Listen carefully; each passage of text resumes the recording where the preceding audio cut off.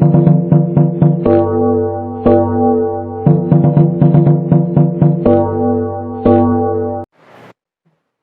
Students, कैसे हैं आप सब? बढ़िया हैं, मज़े में हैं, अच्छे होंगे।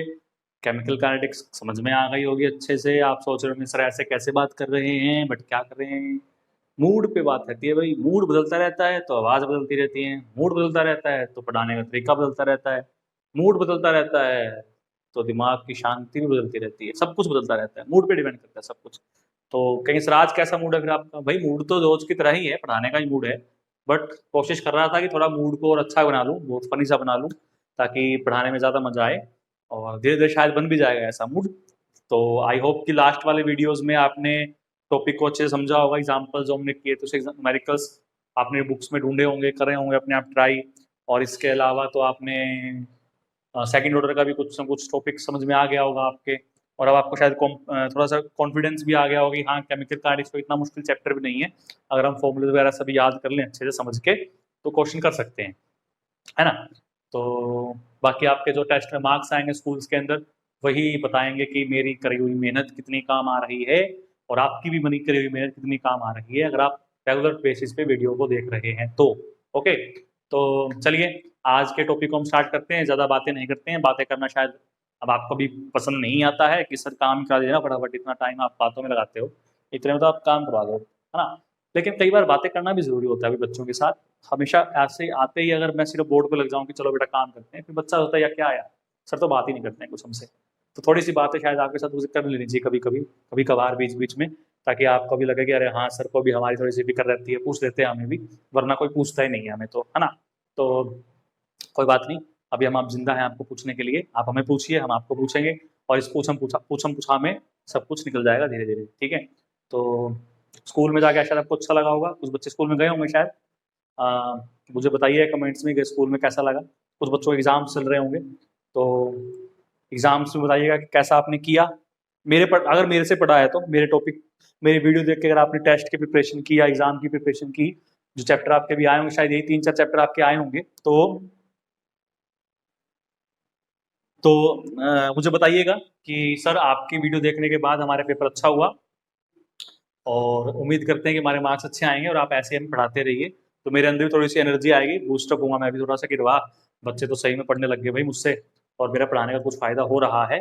तो इसी उम्मीद के साथ कि आप पेपर अच्छे करके आएंगे, थोड़ा सा मेरा भी नाम रोशन करेंगे, थोड़ा सा कैमवेदा का नाम भी रोशन करेंगे कि कहाँ पढ़ते हो भाई, कैमवेदा भी पढ़ते हैं। कौन पढ़ाता है? सुशील सर पढ़ाते हैं।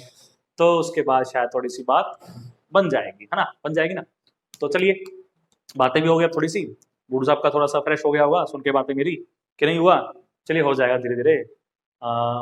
टॉपिक पे आए। सही, आज मैं आपको एक बढ़िया टॉपिक बताता हूँ। टॉपिक का नाम है भाई टॉपिक का नाम बताने से पहले मैं आपको कुछ एग्जांपल देना चाहूंगा, फिर मैं आपको टॉपिक का नाम बताऊंगा। मान लीजिए कि मेरे पास कोई ए और बी रिएक्टेंट है और इससे हमारे पास कोई रिएक्शन में सी बन रहा है, ठीक है? कोई रिएक्शन मेरे पास है जिसमें ए और बी मेरे रिएक्टेंट हैं, और उससे क्या बन रहा है हमारा? उससे हमारा सी बन रहा है, सी, ठीक है? तो अगर मैं इसके अकॉर्डिंगली रेट लिखता हूं, रेट आई कुछ लिखता हूं, तो के कंसेंट्रेशन ऑफ ए और कंसेंट्रेशन ऑफ बी, ये होगा। हाँ, यानी कि यहाँ 1 और यहाँ भी 1, तो ऑर्डर कितना होना चाहिए इसका? 2 होना चाहिए ठीक है? गला खराब हो गया भाई आज तो, कोई नहीं, चलिए ठीक हो जाएगा धीरे धीरे। अब अगर ऐसा हो जाए कि इन दोनों रिएक्टेंट में से किसी रिएक्टेंट का अमाउंट मैं इतना ज्यादा ले लूं कि अगर उसमें थोड़ा बहुत चेंज आ भी रहा है रिएक्शन के दौरान, तो वो चेंज या तो हमें पता ना चले या उसको कोई खास इफेक्ट ना पड़े चेंज आने का। कहने का मतलब ये है कि अगर मैं कह लूं कि बी जो हमारा है वो बहुत एक्सेस में प्रेजेंट है, B is present in excess, ठीक है? तो अगर वो एक्सेस में प्रेजेंट होगा, जैसे मैंने आपको पीछे साइन ऑर्डर में एग्जांपल करवा रहा था मैं, कि मैंने आपको कहा था कि ए बी, इससे सी अगर बनता था तो यहाँ लिखते थे ये ए है, ये बी है, ये 0 था एट एनी टाइम टी, और जब टाइम टी हो गया था ये हमने ए माइनस एक्स, ये बी माइनस एक्स और ये एक्स मान लिया था, है ना? तो मैं कह रहा हूं कि बी का अमाउंट इतना लार्ज है कि इसमें कोई अगर चेंज आ रहा है तो वो चेंज बिल्कुल नेग्लेजिबल सा है, यानी ये नियर अबाउट बी ही रहता है। ऐसा कब होता है? ऐसा खासकर उन रिएक्शंस में होता है जिनमें एक रिएक्टेंट जो हमारा है वो सोलवेंट है। ऐसा किन रिएक्शंस में देखने को मिलता है? ऐसा उन रिएक्शंस में देखने को मिलता है जिनमें हमारा एक रिएक्टेंट क्या है, सोलवेंट है।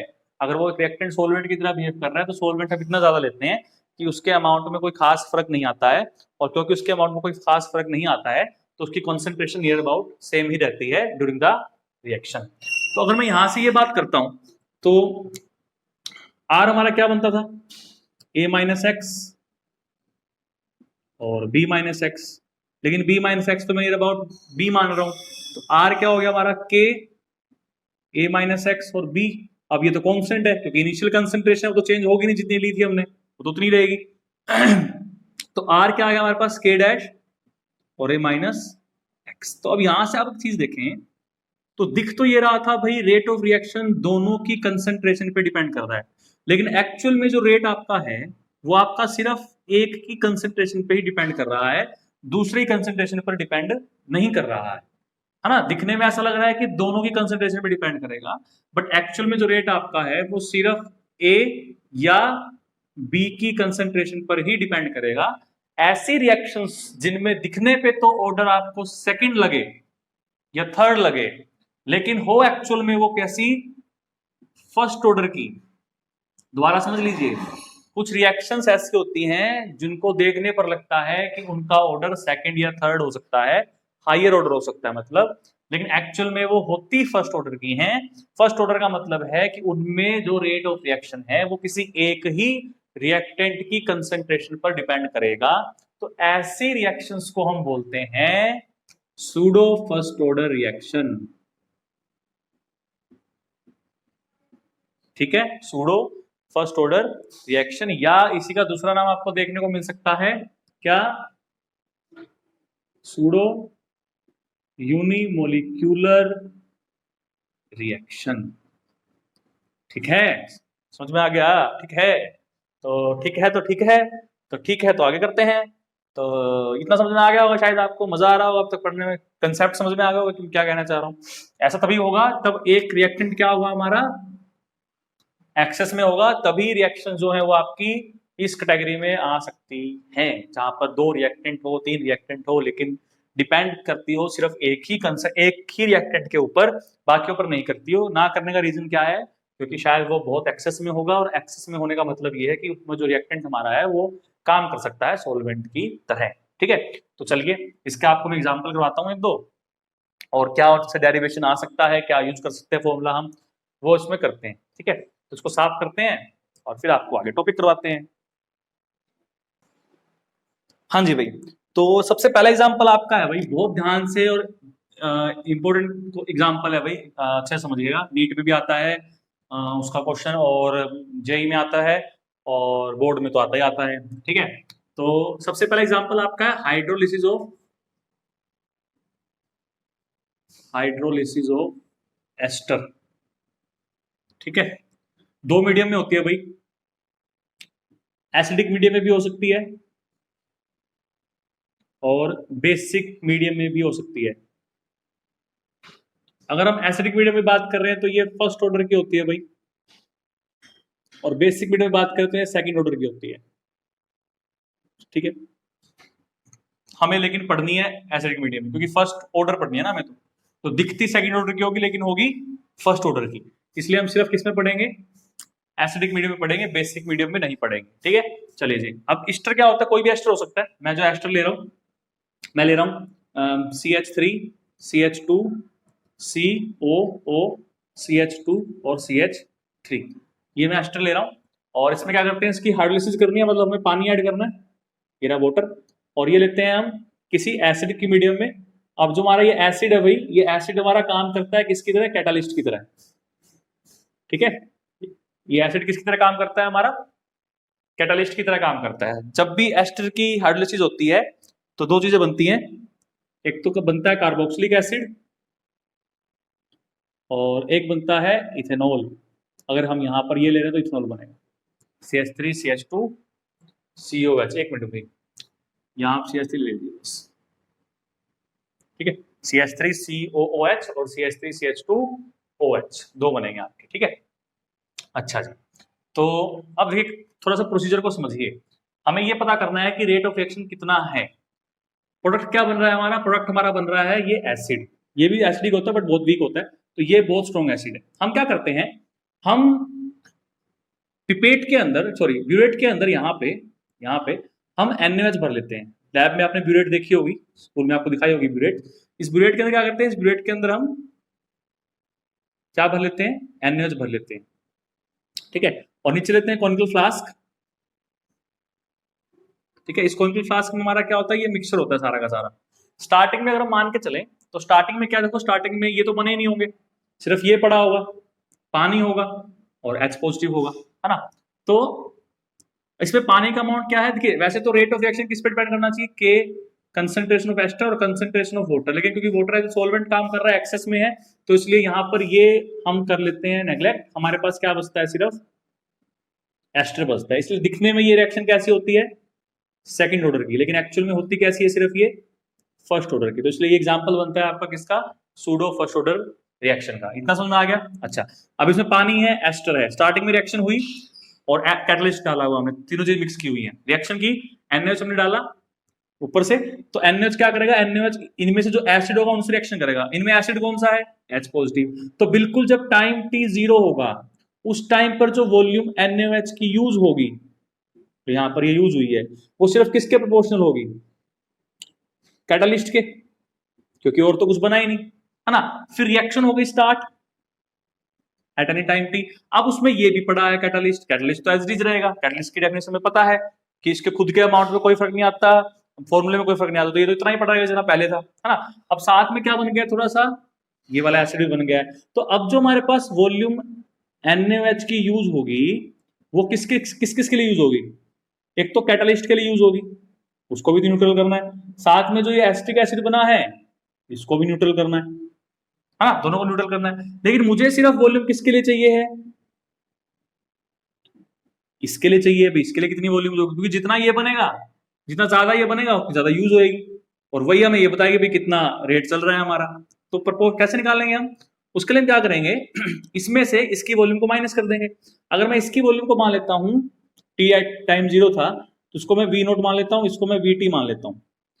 तो वॉल्यूम ऑफ NaOH इसके लिए कितनी आएगी, CH3COH के लिए VT minus V0 proportional to amount of CH3COO। यहां तक बात समझ में आ गई। इसके लिए तो अमाउंट हमेशा फिक्स यूज होगा ना, और वो यहां से निकल गया हमारे पास वॉल्यूम कि इसके लिए कितनी वॉल्यूम यूज हुई है, तो उसकी वॉल्यूम को टोटल वॉल्यूम में से माइनस कर दिया इसके और इसके लिए, तो सिर्फ इसके लिए आ गई, तो वो हमने कर लिया कि वो कितना आ गया, VT माइनस V0। अब ये वॉल्यूम किस पे डिपेंड करेगी, भैया कितना बना है, और वो हम कितना मानते हैं, X मानते थे। इसका मतलब VT माइनस V0 प्रोपोर्शनल आ गया X के। यहां तक बात समझ में आ गई, ठीक है। VT माइनस V0 हमारा किसके आ गया, X के प्रोपोर्शनल आ गया। अब थोड़ा सा ध्यान समझिएगा भाई, अब रिएक्शन हो गई कंप्लीट, T इन्फिनिटी, पूरी रिएक्शन कंप्लीट हो गई है। तो उस टाइम पर जो वॉल्यूम हमारी यूज होगी NaOH की, वो किसके लिए होगी, कैटलिस्ट के लिए होगी, वो तो उसके अंदर ही पड़ा है। प्लस में किसके लिए होगी, एसिटिक एसिड के लिए होगी। हमें किसके लिए निकालनी है, सिर्फ इसके लिए निकालनी। तो फिर क्या करेंगे भाई, V इन्फिनिटी माइनस V0 किसके प्रोपोर्शनल होगा, अमाउंट ऑफ CH3COH कितना बना है। अब फाइनली कितना अमाउंट बना है लास्ट में, बिल्कुल वो डिपेंड करेगा कि इनिशियली कितना लिया था। अगर ये ज्यादा लेंगे तो ये ज्यादा बनेगा, ये कम लेंगे तो ये कम बनेगा। इसका मतलब इस केस में अब की बार जो अमाउंट है वो हमारा प्रोपोर्शनल हो गया A के, ये A है हमारा कि स्टार्टिंग में कितना लिया था। अब ध्यान से देखिए बेटा, आपको A मिल गया है, आपको X मिल गया है, और क्योंकि एक फर्स्ट ऑर्डर रिएक्शन है तो फॉर्मूला कौन सा यूज करेंगे हम, फॉर्मूला यूज करेंगे हम फर्स्ट ऑर्डर रिएक्शन का। तो मैं इसको साफ कर लेता हूं, ठीक है। तो वो क्या होता था हमारे पास, K is equal to 2.303 divide by T logarithm of A by A minus X। तो 2.303 divide by T logarithm of A की जगह क्या लिख सकते हैं हम, V इन्फिनिटी माइनस V0, और नीचे V infinity minus V0 minus X की जगह VT, और ये प्लस का V0 हो जाएगा, है ना, ये कैंसिल हो गया। तो फाइनली हमें फॉर्मूला क्या मिलता है, यहां से यहां लिख लेते हैं K is equal to 2.303 divide by T logarithm of V infinity minus V naught divided by V infinity minus VT. This is the formula for hydrolysis of ester. और ये एग्जांपल है एक सूडो फर्स्ट ऑर्डर रिएक्शन का, तो ये आपको अच्छे से करना है। इसमें जो H2O की कंसंट्रेशन है आपकी वो बहुत ज्यादा होती है, तो वो नेग्लिजिबल मानते हैं चेंज उसमें, तो सिर्फ जो रेट आपका है वो इसकी कंसंट्रेशन पर डिपेंड कर जाता है। तो न्यूमेरिकल में आपको जो वॉल्यूम मिलेगी यूज हुई हुई वो NaOH की मिलेगी भाई, वो NaOH इतना यूज हुआ, इतने टाइम पे इतना हुआ, वैल्यू पुट करके आप रेट कांस्टेंट जो है वो निकाल सकते हो। ठीक है, तो ये आपका पहला एग्जांपल था, that is hydrolysis of ester, जिसकी हेल्प से हम क्या कर सकते हैं, रेट कांस्टेंट निकाल सकते हैं सूडो फर्स्ट ऑर्डर रिएक्शन का। क्लियर हो गया? ये बात आपसे पेपर में पूछ लेते हैं भाई, एसिडिक में आपका फर्स्ट ऑर्डर होता है, बेसिक मीडियम में आपका ये हमेशा सेकंड ऑर्डर की रिएक्शन ही रहेगी। क्लियर? चलिए इसको साफ करते हैं और एक एग्जांपल आपको इसका मैं और बताता हूं। देखिए भाई, उसके बाद जो हमारा एक सेकंड एग्जांपल है वो भी बहुत इंपॉर्टेंट एग्जांपल है आपका, और वो सेकंड एग्जांपल आपका है भाई इन्वर्जन ऑफ केन शुगर। ठीक है, इन्वर्जन ऑफ केन शुगर। तो केन शुगर क्या होता है? केन शुगर मीन्स होता है यहां पर सुक्रोज से। ठीक है, सुक्रोज को बोलते हैं केन शुगर। फॉर्मूला क्या होता है? फॉर्मूला आपको पता है, फॉर्मूला होता है C12H22O11। ठीक है, जब इसको हम पानी में डिसोल्व करते हैं तो पानी में डिसोल्व करने पर ये रिएक्शन भी आपकी एसिडिक मीडियम में हो सकती है।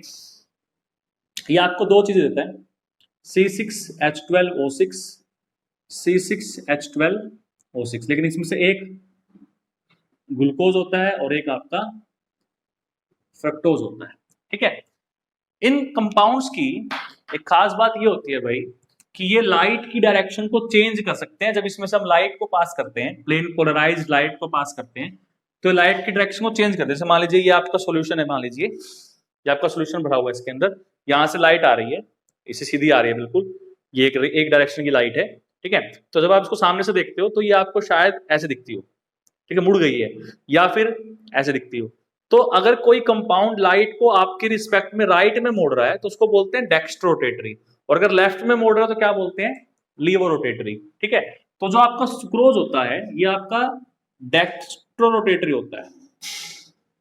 क्या होता है? डेक्स्ट्रोरोटेटरी होता है, ये लाइट को राइट में मोड़ता है। ठीक है, ग्लूकोज जो होता है ये भी डेक्स्ट्रो होता है, और फ्रक्टोज जो होता है वो लीवो होता है। लेकिन लीवो में इसमें क्या होता है, इसमें एंगल इन दोनों, अब किसी रोटेट का तो कोई एंगल पे करेगा ना, जैसे 0 एंगल है तो 1 डिग्री 2 डिग्री 3 डिग्री 4 डिग्री से एंगल हो गए ना अलग अलग रोटेशन के। ठीक है, एंगल ऑफ रोटेशन हो कुछ ना कुछ। तो लीवर रोटेटरी का जो एंगल होता है वो इससे और इससे ज्यादा आता है जब रिएक्शन स्टार्ट हो चुकी है। तो ओवरऑल क्या होता है, स्टार्टिंग में तो सॉल्यूशन हमारा कैसा है? डेक्स्ट्रोरोटेटरी। तो लाइट की डायरेक्शन कहां है हमारी? लाइट की डायरेक्शन हमारी राइट में, तो राइट के लिए हम क्लॉकवाइज दिखाते हैं। ठीक है, ये हमारा एंगल 0 मान लीजिए हमने। ठीक है, तो 0 से राइट में है, यहाँ पे कोई एंगल है हमारा स्टार्टिंग में, इसको हमने R0 मान लिया बिल्कुल जब सेकंड रिएक्शन थी हमारी। ठीक है, उसके बाद धीरे धीरे प्रोसेस स्टार्ट हुई, तो क्या कर रहा है, धीरे धीरे इसको लीवो बनना है, यहां से ये ऐसे आएगा, उल्टा हो जाएगा बिल्कुल। तो ये अगर डेक्स्ट्रो से लीवो बन गया या लीवो से डेक्स्ट्रो बन जाए उसको बोलते हैं इन्वर्जन, उल्टा हो गया। ठीक है, स्टार्टिंग में कैसा था डेक्स्ट्रो, रिएक्शन के बाद कैसा हो चुका है, आखिर में लीवो बन चुका है। तो होता क्या है कि एंगल, अब देखो डेक्स्ट्रो तो राइट में आएगा, पॉजिटिव डायरेक्शन में आएगा, तो धीरे धीरे धीरे धीरे क्या होता है, मान लीजिए किसी टाइम टी पर उसका एंगल यहां आ गया, ये RT हो गया, तो ये डिफरेंस आ गया ना इस तरीके से। ठीक है, फिर जब रिएक्शन बिल्कुल कंप्लीट हो चुकी है तो उस टाइम पे वो एंगल यहां आ चुका है इन्फिनिटी पे, टी टाइम कितना हो गया, इन्फिनिटी हो गया। तो स्टार्टिंग कहां पे की थी हमने, क्लॉकवाइज पे, आ कहां से गया, एंटी क्लॉक पे, तो इसका मतलब डेक्स्ट्रो से क्या बन गया, लीवो बन गया। ठीक है, तो इसको बोलते हैं inversion of cane sugar. Okay, अब वही हमें निकालना है इसके लिए रेट। अब इसमें भी क्या होता है कि एक्चुअल में जो रेट ऑफ रिएक्शन हमारा है वो हमारा के कंसंट्रेशन ऑफ सुक्रोज और कंसंट्रेशन ऑफ वाटर पे डिपेंड करना चाहिए, लेकिन वाटर इतना एक्सेस में होता है कि हम इसको नेग्लिजिबल मान लेते हैं कि इसमें कोई चेंज नहीं हुआ खास, तो हम सिर्फ किस पे डिपेंड करते हैं, सुक्रोज पे डिपेंड करते हैं। तो इसलिए ये भी एक कैसी रिएक्शन है, दिखने में ये एक सेकंड ऑर्डर रिएक्शन होती है लेकिन एक्चुअल में होती है एक फर्स्ट ऑर्डर रिएक्शन है। तो उसके लिए हमें डेरिवेशन करना है बस किसके बेस पे? Angle of rotation. जितना एंगल चेंज होगा, जितनी जल्दी एंगल चेंज होगा, उतनी रिएक्शन की स्पीड ज्यादा है। जितना एंगल धीरे धीरे चेंज होगा, उतनी रिएक्शन की स्पीड कम है। तो अगर हम चेंज इन एंगल पता कर लें कि एंगल में चेंज किस स्पीड से हो रहा है, तो हम रिएक्शन की स्पीड भी पता कर सकते हैं। ठीक है, ध्यान से देखिए इस बात को, बहुत बहुत ही आसान सी ये चीज आपकी है। देखिए ध्यान से, कितना एंगल में चेंज हुआ है? स्टार्टिंग में कितना था? आर नोट, अब कितना आ गया है?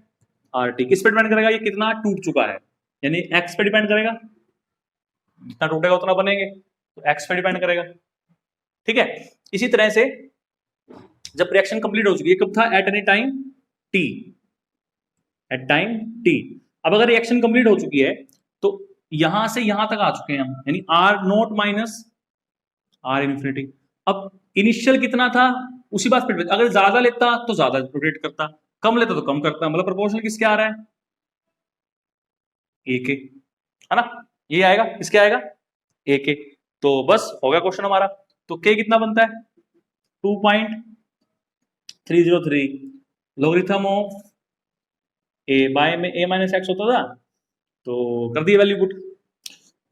2.303 डिवाइड बाय, सॉरी टी भी आएगा भाई, टी लोगरिथम ऑफ ए की जगह R naught minus R infinity, नीचे ए की जगह R naught minus R infinity, फिर माइनस, फिर टी की जगह, सॉरी एक्स की जगह R naught minus R T, है ना?